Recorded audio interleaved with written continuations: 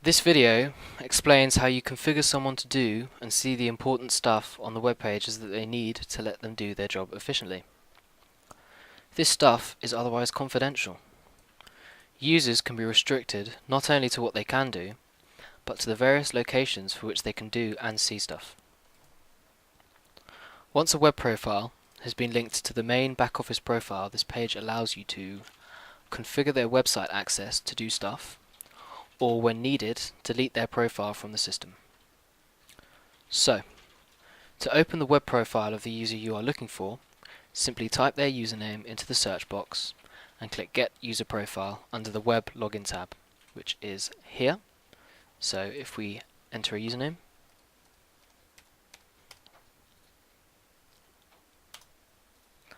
and as you can see, it comes up with Chewy1 username's information. Alternatively, if you want to search for the user, you can type their surname into the search box under the Employee Surname tab and click the Get Profiles for Surname button. So, if we type in Chewbacca and then click on the Get Profiles button. Now, if there is more than one user with the details you put in, for example 2 users have the same surname, there is a drop-down box in the top right of the page that you can use to pick the user you want to edit. So, this is it, this is the list, and as you can see there's 2 here that we can choose. Now this is because Mr. Chewbacca here has lost his password at one point and has needed to register with a new web profile. So we're going to pick his most recent one, which is the one that he uses, and this is the profile that we're going to use.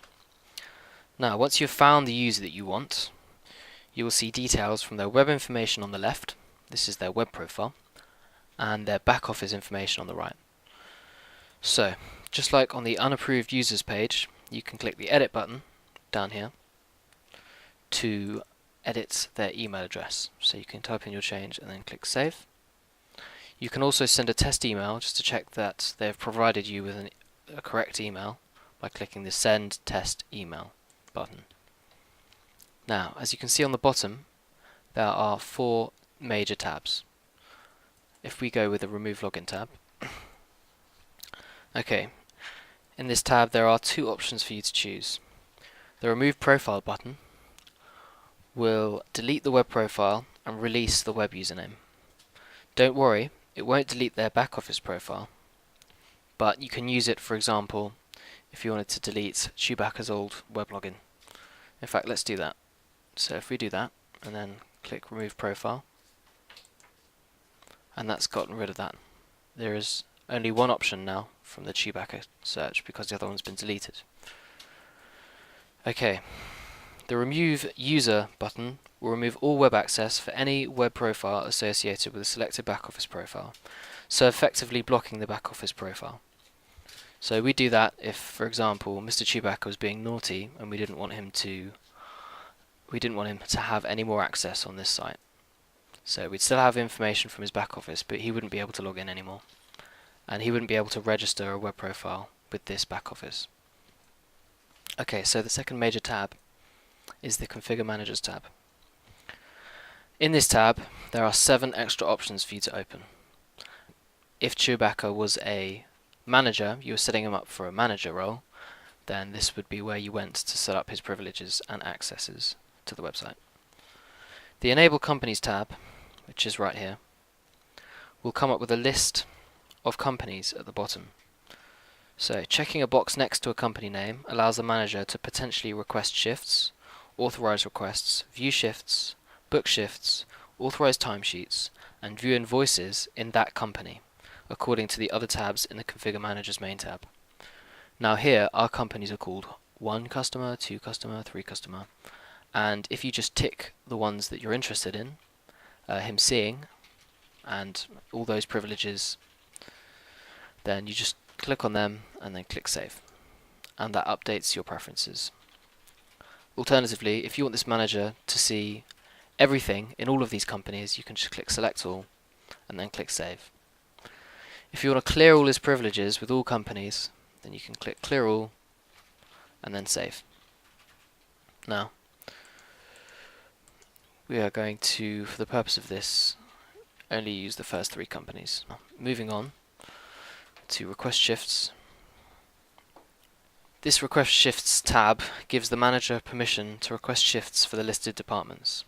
Again, by selecting the boxes next to the desired departments and clicking save.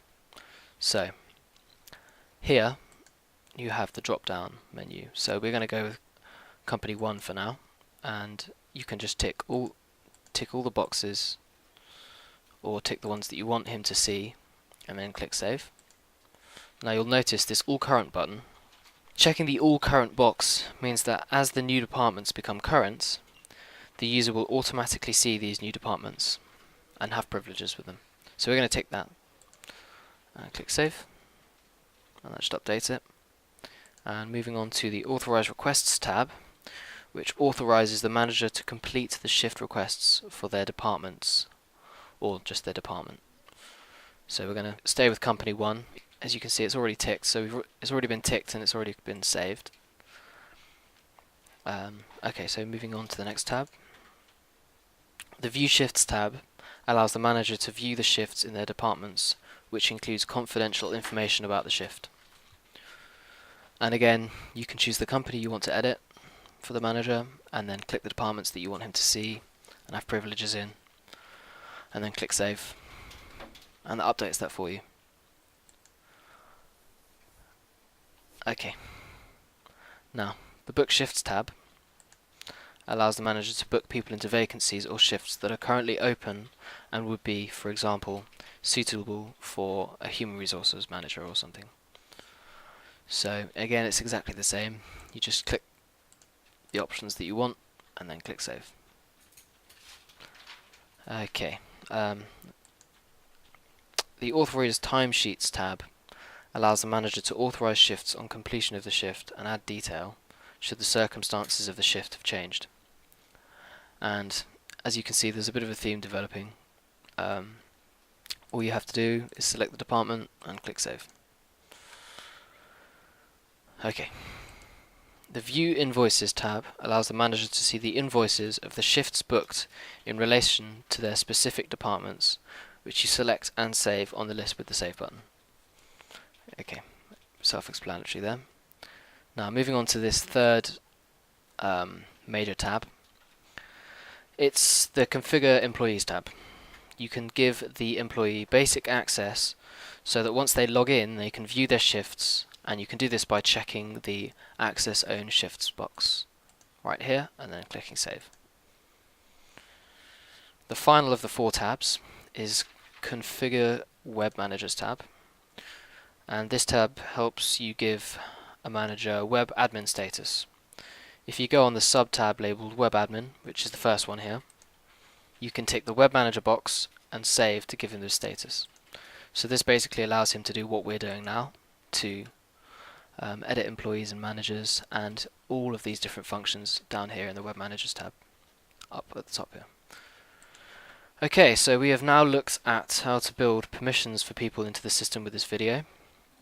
To summarize, once a person's new web login has been authenticated, there is lots of important stuff they can do and see via the web. And this is of course set up here. The Configure Users page may also be used to instantly remove the access of a user's web profile. Okay.